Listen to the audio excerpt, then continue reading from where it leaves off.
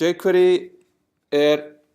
forritasafn sem var gefið út fyrst árið 2006 og það unnið af strák sem heitir John Resig og hann vinnur í dag, seinast þegar ég vissi að fletta honum upp, þá var hann að vinna hjá Khan Academy og hann var með þessa pælingu, hvað ef við gætum nota CSS selektora í JavaScript?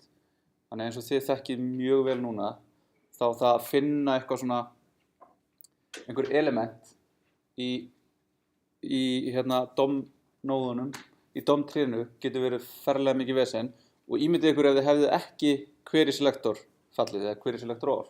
Þá var þetta var bara þannig að þú þurftir að nota document get element by id eða tag name og class name var ekki eins og til þarna, þannig að það var bara svona, það þurfti bara að rekja sig í gegnum tréð til þess að finna hérna þessa hluti. Og meðan að CSS selektorar eru náttúrulega mjög góðir til þess að finna einhvern ákveðinn hlut. Og þetta var svona grunnhugmyndin og þetta hjálpar, jQuery hjálpar aðalega við það að vinna með DOM-ið og það líka með svona hjálparfæll fyrir eventa, þannig að það gerur svona að einhverju leyti auðveldara að binda eventa við element og svona hreyfingar, animation og svo við svona Ajax-kall. Ajax það sem við fórum yfir á seinasta mánudag að gera asynchronous call, þar sem við vorum með eitthvað, sækir það og bætir því inn í vefinn eftir á. Og helsti kosturinn við jQuery var það að það var byggt upp þannig að það væri, eða kannski ekki fyrstu alveg, en það var mjög snemma búið til þannig að það var mjög auðvelt að búið til plugins. Þannig að þú gast í raun nota jQuery, svo gastu bara einhvern veginn skráð þitt efni inn í jQuery og gefið það út og þá gat fólk bara downloada þessu og fengi fullt af svona skemmtilegri virkni. Svona karúsellur og menjúar og alls konar dót. Og þetta var til þess að þetta dreifðist náttúrulega mjög hratt út og var mjög vinsælt. En jQuery byggir upp á því að það svona jQuery hluturinn og hann yfirleitt, jQuery sem við fáum og hann yfirleitt aliasaður sem dollarmerki. Þannig að dollarmerki bara það sem maður nota til þess að finna DOM-nóður og svo fær maður alltaf þennan jQuery hlut aftur og aftur. Þannig að við finnum einhverja DOM-nóðu, það fall skilar okkur jQuery hlutnum og svo getum við gert eitthvað meira. Þannig að það byggir upp svona keðjur sem við sjáum eftir. Þannig að til dæmis hvernig við myndum nota jQuery til þess að finna allar nóður með klassan myClass. Og þetta var fyrsti stuðningurinn við CSS3 selektora. Þannig að þetta var komið svona á þeim tíma þegar CSS3 og HTML5 var ekkert. Það var jQuery bara, það fór að styðja CSS3 selektora áður en vafrarnir fóru að gera það. Sem var náttúrulega mjög töff.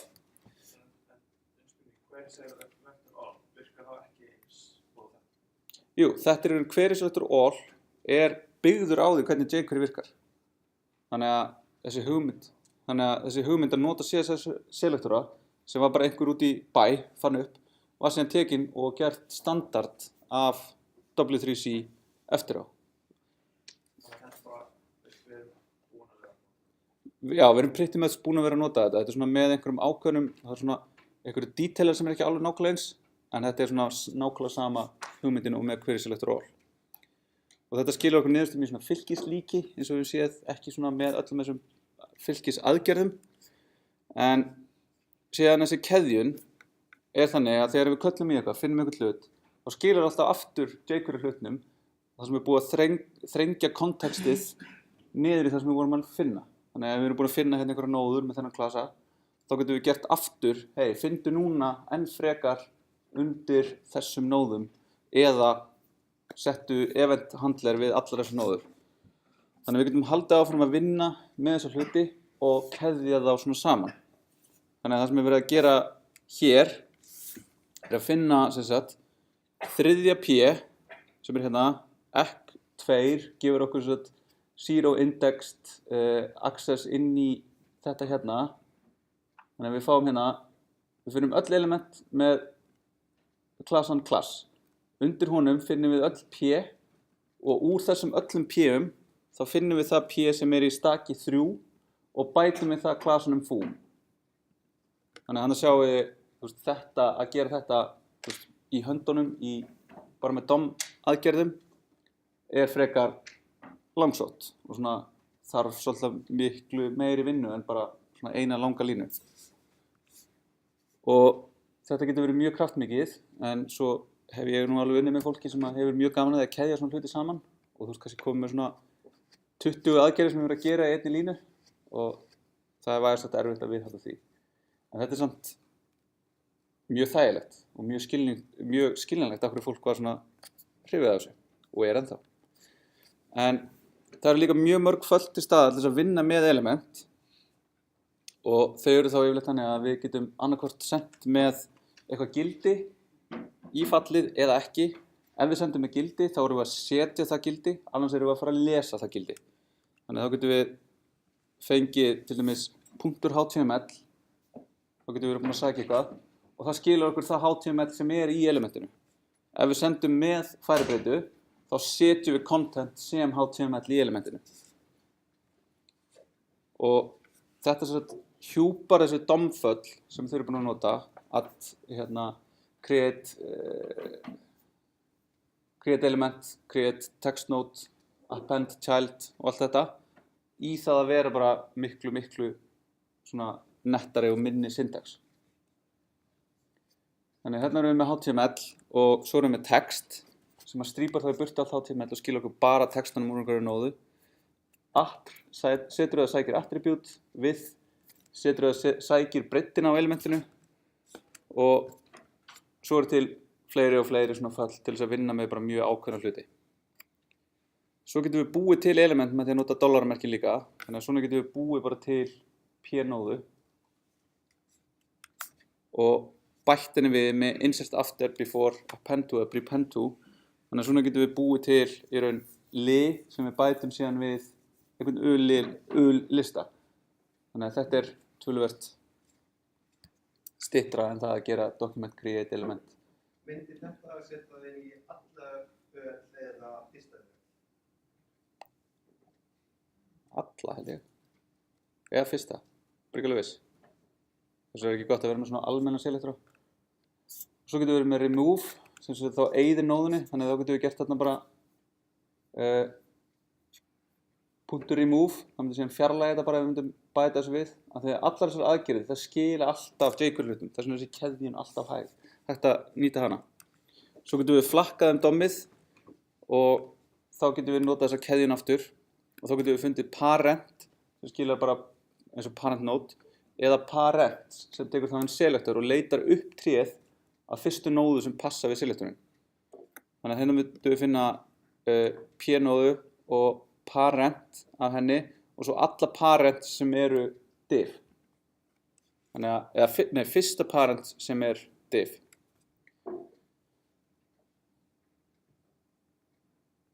Og svo children, það finnur öll börn, en find finnur öll börn, alla descendants. Þannig að þá hérna div children sem svo beint undir divinu finnur öll p og undir þeim öll span. Og siblings svo til þess að fara á sama leveli fram og tilbaka. Svo getum við átt við útlit í gegnum jQuery og náttúrulega bara í gegnum JavaScript yfir höfuð. Við höfum aðgang að því að taka style style hlutin sem á öllum elementum og bæta við hann einhverju. Við getum tekið bara style.width og setta í einhverja pixla eða eitthvað svoleiðis og það hægt líka í jQuery. En öruggasta leiðin til þess að vera að eiga við útlit að breyta klösum. Þannig að við erum að setja með add class og remove class og toggle class. Þá sjáum við þetta hérna líka svona inspirationið fyrir classlist sem núna bara orðið partur af DOM abanum til þess að geta gert nákvæmlega þetta hérna. Af því að annars þurfum við alltaf að fara í það að vera að skoða hvað strengurinn sem klassin á elementinu og fara í einhverja strengjarleikumi sem mikið bras. Og þá getum við fengið og átt við CSS í gegnum CSS og þá getum við sótt gildin bara beint eða sett eins og í hinum tilfellunum með svona getter og setter föll. Og svo getum við sendt inn hlut sem þá setur mörg gildi í einu. aðeins svo stór fyrirsögn. Svo erum við með svona atburða meðhöndlun og þá erum við með on sem er fall í jQuery sem er notað til að skrá meðhöndlun á atburð og við höfum síðan hjálparföll eins og click og submit og focus og svo getum við notað off til þess að fjarlægja meðhöndlunina. Þannig að þetta er svo add event listener og remove event listener. Og svo eru þessi útlit sem við getum haft áhrif á og þá er hide, show og toggle eitthvað sem við getum notað til þess að fela, sýna eða toggla hvort að element sé sýnt eða falið. Og það notar þá með svona default einhverjar svona animationir þannig að svona feitar út eða slætar upp eða eitthvað svoleiðis. Og svo getum við notað það sérstaklega hérna, fade in, slæta upp og það gerir bara það sem við myndi halda, slætar elementunum upp eða niður eða eitthvað svoleiðis. Svo eru til, eins og ég sagði, mikið af plugins sem er auðvelt að hlaða inn og ég held mér reyndar að það sé búið að deprecata þetta, ég gleymdi að uppfæra þetta og þetta er allt komið bara inn í NPM sem er pakkakerfið sem við ætlum að skoða eftir. Og svo lokum er svona hjúpun á þessum Ajax-beiðnum í gegnum jQuery sem gerir þetta ennþá í dag frekar auðveldara en að nota bara beint XML HTTP request hlutin og það er líka búið að bæta við svona lagi sem að sér það að parsa fyrir okkur JSON ef við biðjum JSON og XML ef við biðjum XML. Þannig að svona getum við beðið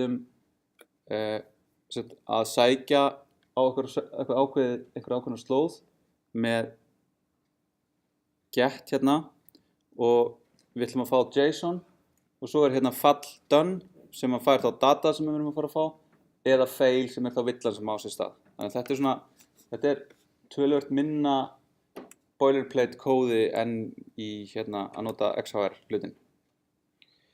En svo ástæðan fyrir því ég var næstuði búinn að sleppa að fara yfir þetta er það þetta hefur verið mjög mikið notað og er ennþá mjög mikið notað til að leysa alls konar verkefni og það er yfir 70% af topp 1.000.000 síðunum á netinu sem er ykkur heldur utanum það er eitthvað buildwith.com þá eru 70% af þeim að includa jQuery í síðunum hjá sér. Þannig að það er alveg þess virði að kunna á þetta en flestar af þessum aðgerðum eru orðnar mjög einfaldar bara í dag þannig að við þurfum í raun ekkert eitthvað að halla okkur að jQuery og hér er með síða sem er youmightnotneedjQuery.com þar sem er í raun verið að sýna bara hvað er auðvelt að taka einhverja aðgerð í jQuery og gera hana, svona gera hana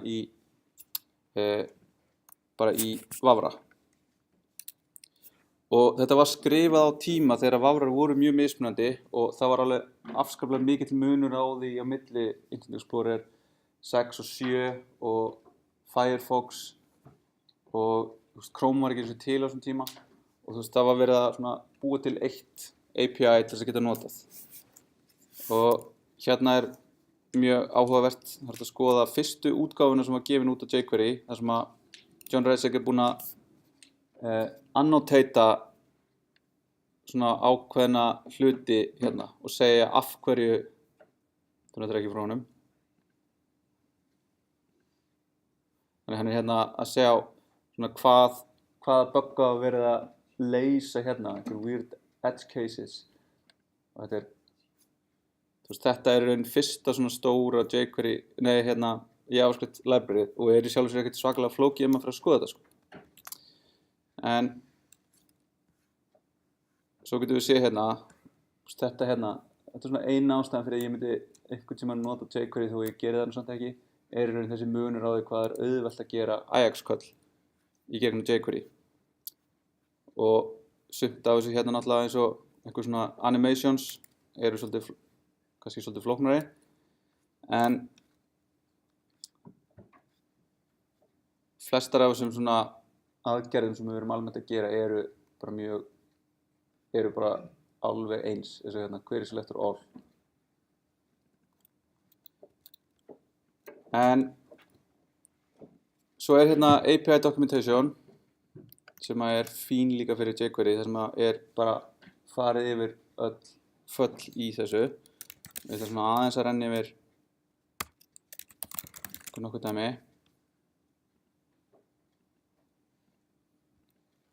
Þannig að hér einhver síða og hér það sem hérna. Og það sem við gerum hérna bara að taka og vísa í jQuery. Þetta gamalt dæmi, þannig að þetta komin nýrri útgáfa. Þannig að hérna erum við bara að vísa í jQuery á einhverjum stað á internetinu, á svona CDN, svona Content Delivery Network, sem að við bara sækjum þetta og þetta setur þetta inn í síðuna hjá okkur. Og svo eftir það, þá verðum við sett að við munum að þetta sótt og parsað fyrst, þá verðum við að setja kóðan sem nota jQuery síðan á eftir þessu. Þannig að hérna ætlum við að hafa það þannig að ef við hoverum yfir H2 einhvers staðar á síðunni, þá ætlum við að taka textan í þeirri nóðu sem við erum með. Það hérna notum við $this til þess að velja og búa til jQuery hlut úr nóðunni.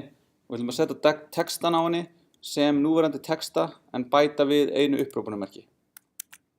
Þannig að þá fer ég hérna yfir og ég hover yfir og þá bætast við upphrópunarmerki. Þannig að þetta ein lína jQuery sem að væri töluvert meira vesen að gera í hérna án jQuery. Þannig að hérna sjáum við svona hvernig þessi keðjun getur í raun gert þetta svona one-linera mun þægilegri. Og svo ætlum við að hafa hérna, ef við ítum á count, sem einhver takki hérna, count, telja p innan main, ekki fyrsta. Þannig að þá ætlum við að finna hvað eru mörg p-element undir main hérna. Þannig að við sjáum hérna main hér og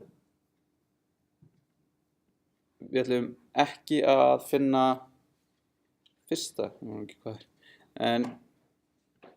og svo skrifum við það bara út hérna í konsolin. Þannig að opnum hann, bætum hann hérna bara fyrir neðan.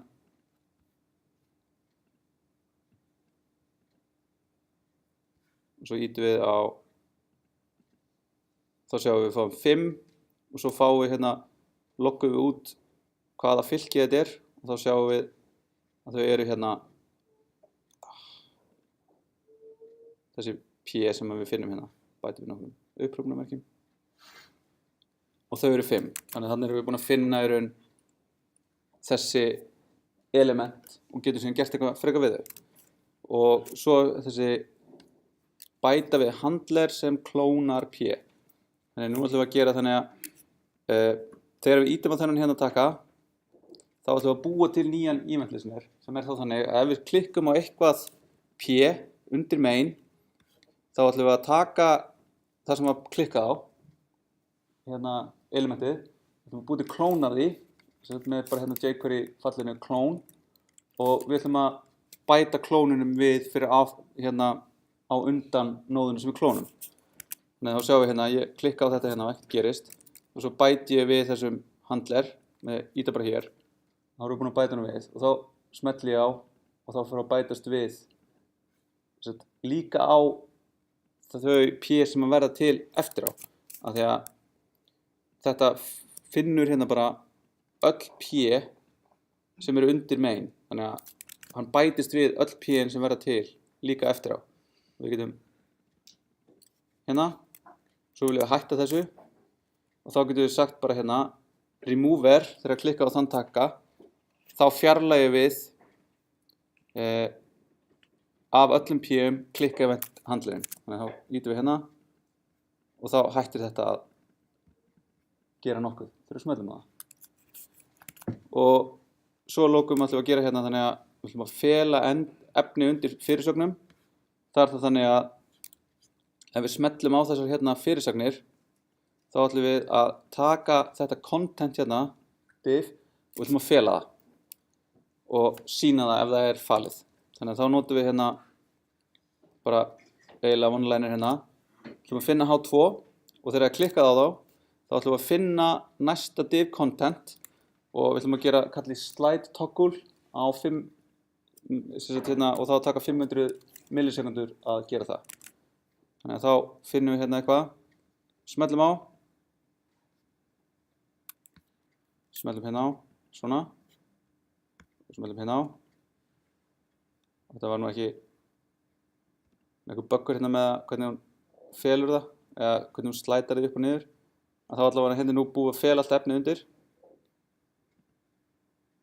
Og hérna líka. Þannig að þá kom svona aðeins þessi slide effekt. En þetta allt bara, þetta fáum við bara með jQuery. Og þetta var svo mikið hérna á tímabili að fólk var ekki að læra JavaScript. Það var bara að segja ég kann jQuery. Og það var bara eitthvað JavaScript, það notar ekki JavaScript, það notar með jQuery. En þetta alveg fínasta tól. En ég myndi samt sem maður ekki mæla með því að maður fara að nota það í dag í einhver ný verkefni nema að vera einhver rosalega góð ástæða fyrir því. En þannig ég ætla að leyfa bara í næsta verkefni, þá í raun valkvæmt. Ef þið viljið nota jQuery, þá það í lagi. Ef þið viljið ekki, þá það líka í lagi. Ég mun síðan bara gefa út sýnilausnir með báðu til þess að þá getur þið séð svona aðeins hvernig þetta En þá þetta nóg jQuery.